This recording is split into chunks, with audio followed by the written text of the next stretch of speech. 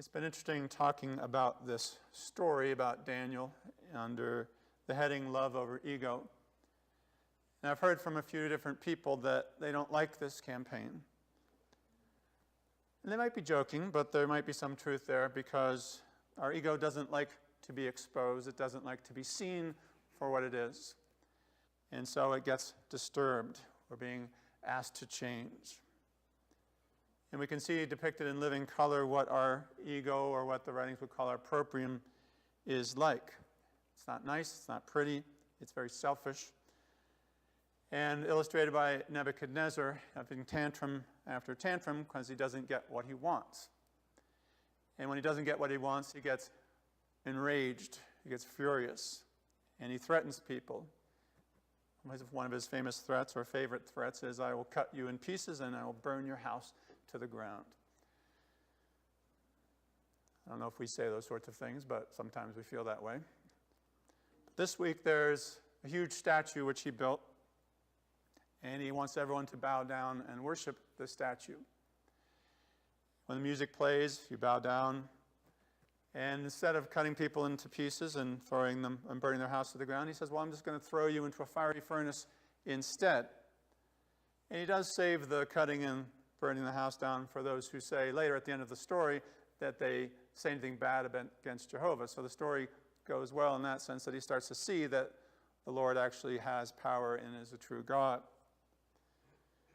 So far we've seen the courage, the confidence, the integrity, the kindness and wisdom shown by Daniel and by Hananiah and Mishael and Azariah.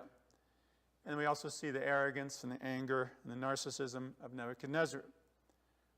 This title this week is called Confidence Over Arrogance. And we can see that difference between those two words. We see the arrogance portrayed in the life of Nebuchadnezzar, and you see the confidence shown by Shadrach, Meshach, and Abednego, or Daniel, and other stories. And really the question is, who do we trust? Do we trust ourselves and look to ourselves for all the answers and for strength, or do we look to the Lord? What is it that we do? So it's a battle over who we're going to listen to. And the challenge is that Nebuchadnezzar, or self, or ego, wants everything to go its way. We want things to go the way we want them to go because we figure we've got it right. I mean, we all think the way we do because, well, we're smart. We know what's going on. But this story shows us in a mirror that maybe we need to have a little humility and see that maybe we don't know as much as we think we do about the future, about what's best for us or other people. So Nebuchadnezzar, the king of Babylon, pictures the ruling principle of self-love, which is self-intelligence.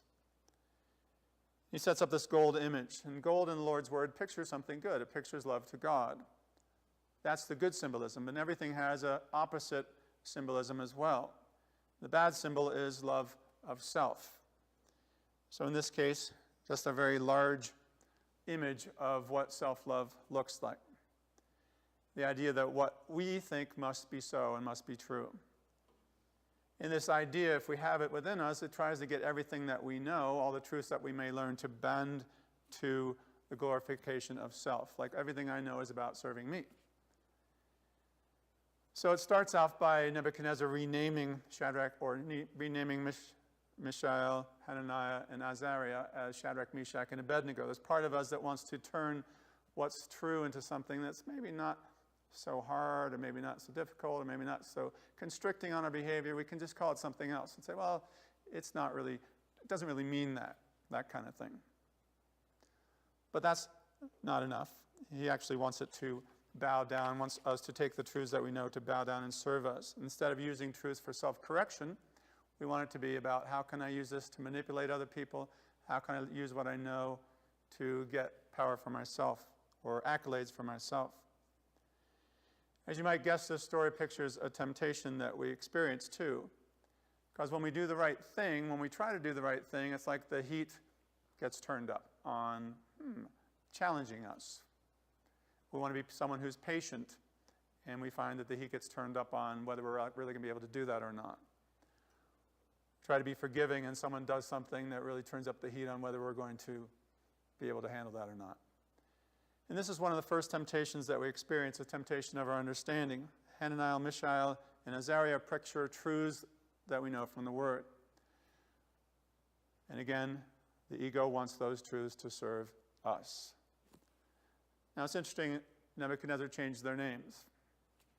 But if you look at the meaning of their names themselves, it's interesting because Hananiah means that God is gracious, which is true. What would be the opposite of that? Well, God judges. God is angry. God is vengeful. God's stingy. God really can't do much, doesn't really want to do much for me. We're tempted to live this way, live in fear, live in worry, perhaps. So that would be turning it into something else. Or Mishael means, who is like God? Well, there isn't anyone or anything like God, but there are other things. We could be tempted to think that other things fill that hole or are just as valid. Those sources of truth are just as valid, especially if they support my agenda. And Azariah means God helps. So what if we turn that from, well, God won't help. God can't help. I'm alone. I'm on my own. I have to do this by myself. We might find ourselves in a state of despair, thinking I'm not good enough. God doesn't love me. I can't be helped with my issues. But to their credit, Shadrach, Meshach, and Abednego, they will not bend down to this God, this idol. And that's a simple message, of course, to us, is to resist that temptation to use truth to justify our own ends. And they're like, well, do what you have to do to us. We are not going to bow down to them. And the fiery furnace pictures the anger of self-love that rises up when we don't get what we want. And you can also see the self or the emptiness of this idol, or lifelessness of self-love. It reminded me, that's why I wanted to share the story of David and Goliath, that our ego or our pride or what we want can seem huge and hard to deal with. But just like with David going up against Goliath, once it's truly challenged in the name of the Lord, it really has no power. Like Goliath had no strength against David, not because David was strong, but because David trusted in the Lord. He said, well, the battle's the Lord's. He's the one that's going to fight for me, not me with my own strength. So what is the challenge that this story poses to us? I think the challenge it poses is to look at ourselves. What is the nature of my self-love? I mean, it's important to have self-love to preserve yourself, but it shouldn't be the most important thing. We shouldn't make a huge gold idol out of it and say, well, I'm so important. It serves a role, but it shouldn't be worshipped as God. What I want to look at today is, I think one of the best ways to look at the negative side of our self-love is to look at anger. Because that's what rises up when self doesn't get what it wants, is we get angry. So what's the origin of anger? When I don't get what I want, anger arises. So the word says about it, anger is a scorching, consuming blaze. Those are the words the writings use for it. Sort of reminds you of a burning fiery furnace, maybe. Okay. So that's pictured in the story. One of the things that anger does is it hides and destroys good and truth in your mind. Just like Nebuchadnezzar trying to get rid of Mishael, Hananiah, and Azariah. He tries to get rid of truths so we don't use them to tell ourselves something different than what's actually happening. Also says that it closes heaven above and opens hell below. So when we're in a state of anger, our window, so to speak, to heaven is shut and the doorway to the influence of hell is opened. And our perception is darkened. And our ability to tell the difference between what's right and wrong is decreased. And again, the cause is that what we love is thwarted. Something that we wanted is prevented from happening. So if you're waiting for your spouse or your partner, friend to come home for dinner and they're late and you get angry, why did you get angry?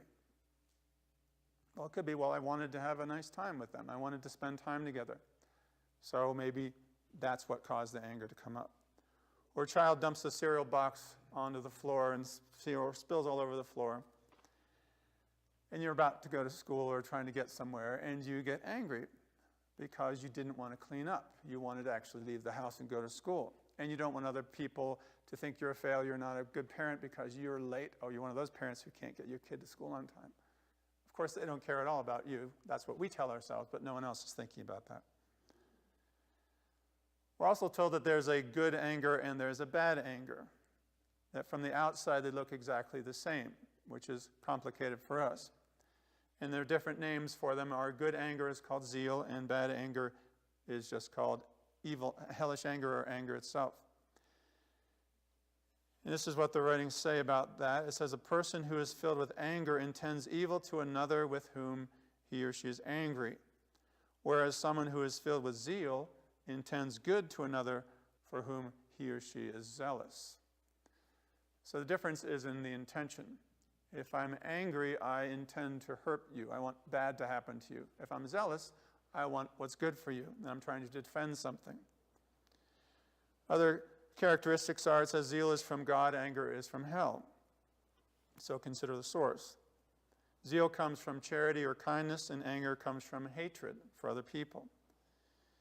Zeal seeks to defend what it loves, and anger seeks to destroy something outside of itself. Here's a very telling point, which is zeal goes away when the cause goes away, whereas anger continues on and burns. It lasts. So if you've had a disagreement with someone and it's been, maybe we'll say it's been resolved, although maybe not, and you walk away and there's still going on in your head these conversations. Have ever happened to you? These conversations going on about, oh, what I should have said or what I will say, or how I will make sure that they know that I'm right, these sorts of things. Then maybe we're coming from a place of anger rather than zeal if we're still stewing later. But are we able to let go and move on? Zeal can forgive and forget, anger cannot. Psalm 39 says, my heart was hot within me while I was musing, the fire burned. So fire says a bit about what anger is like, how it consumes things in the negative sense. So when you have these feelings of anger or zeal, how can you tell which one is which? Well, it's hard to tell, but we can use different distinctions to tell. When we're outside of a place of anger, it's easier to tell than when you're in it, right? So in the midst of it, it's hard to tell what's going on. And we also often feel justified in our own anger. We might say, well, of course God wants me to be angry about this. I'm justified in this.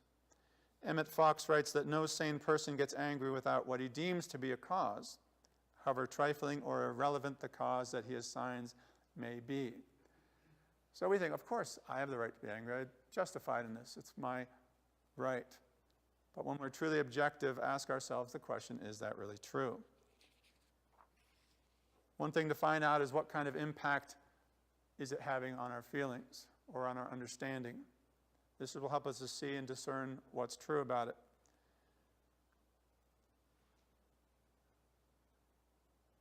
Matthew 5 says, I say to you, whoever is angry with his brother without a cause shall be in danger of the judgment. Without a cause. One of the things that happens when we are angry is our rationality gets shut down, our ability to reason, to see what's true. So that's why it says if you're angry without a cause, if you're coming from a place where your rationality has been shut down, you're coming from a place of anger. And the source is coming from below, not from above. Are we trying to protect what we love? If we are, if we're acting from zeal, we'll need our full understanding so we can make good choices. We want to be precise about what we're doing because we're trying to protect something that we care about. But anger doesn't really care. It just bowls things over. It doesn't matter if it hurts somebody else. So the clue is to look for, in our understanding, is my understanding play a part or not? Here's a clue to that. Am I telling lies, things that are not true? Am I saying things like, you always or you never about somebody else? Or I hate you, things that you wouldn't say in a normal state. Do the things that we say make no sense to us? And you might think, well, my understanding must be closed. And what do you do when you realize you're angry? First thing we can do is just stop. Say nothing, do nothing.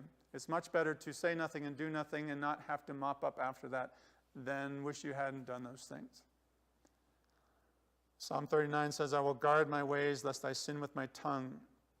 I will restrain my mouth with a muzzle while the wicked are before me. That image of a muzzle is a nice one. Think about that, putting a muzzle on ourselves just so we don't say anything. I don't know that we have those available to us these days, but it's just the idea of won't say anything. says, hide yourself. Go away from others. Leave the situation. Come, my people, enter your chambers and shut your doors behind you. Hide yourself, as it were, for a little moment until the indignation is past. So the prophet Isaiah is suggesting we take a time out. When things are going in a state of anger, go walk away, do something else, lock yourself in your closet, hide away. If it's important, you can come back to it, but deal with it in a rational state if possible. And sometimes we're told that expressing anger will make it better somehow, that we need to actually let it out. And I mentioned last week that's kind of like pouring gasoline on a fire, that it's actually destructive. It doesn't actually help. So one thing we can do is tell ourselves a different story about what's happening. When something hurtful happens to us, we tell ourselves a story and we tend to believe it, right? Well, that person did this and they meant to do it and they were intending so forth. So we tell ourselves a story and we buy into it. So we could tell ourselves a different story. Let's say you come home and the house is a mess and you get angry at your spouse or your roommate and you think to yourself, or you feel like they don't care about me, they're inconsiderate. And we're told that we can't stop feeling the way that we're feeling when we're feeling angry, but we can stop thinking that way. The Lord says you can't stop feeling a certain way, but you can stop thinking a certain way. And so when we change our thoughts and say, well, that person, my partner must have been busy, they must have been stressed out, the kids must have been crazy, or we could just find out the truth. What's the truth about the situation? The Lord says you can't stop feeling how you feel about what happened to you, but you can change your feelings by changing your thoughts. And that's why it's so important not to get rid of Hananiah, Mishael, Azariah, or Shadrach, Meshach, and Abednego. Don't get rid of those truths. We need them to help us in our mind. One of the things that's interesting about the story of Daniel is that each of these chapters, when Nebuchadnezzar has something occur where he's challenged, so to speak, where our ego is challenged, our proprium is challenged, it seems like he softens just a little bit more. Like last week after the dream was interpreted, he's like, well, your God's a pretty decent God. That's good. This week, he says, blessed be the God of Shadrach, Meshach, and Abednego. No one is allowed to speak a word against this God. And if they do, I will cut him in pieces and I'll burn his house to the ground. So he still has that thing going for him, but he's using it in a different way. And a final note about this story is that there's a fourth person in the furnace. And that's there to illustrate that the Lord is there with us in our challenges, in our trials. My words aren't enough and never will be enough to explain that to you or to convince you of that, how much the Lord loves you and how much he cares about you. I mean, you might love somebody in your life. You might love a child. You might love a partner. And that's great. That's an idea or a sense of love. But it's really nothing compared to how much the Lord loves us. But you will know it when you walk through the fire and other people are there with you, supporting you, or there for you as you go through a difficult time. Or when in the trials or throes of temptation, and instead of giving in like we might want to, we instead ask a prayer to the Lord, and the Lord lifts us up. We get a sense of that love there. And the Lord loves us more than we can know, and he's working for us all the time. As the psalmist says, yea, though I walk through the valley of the shadow of death, I can fear no evil because you are with me. Your rod and your staff, they comfort me. And as David said, the battle is the Lord's, and he will give you Goliath into our hands. And as Shadrach, Meshach, and Abednego said, our God whom we serve is able to deliver us. Amen.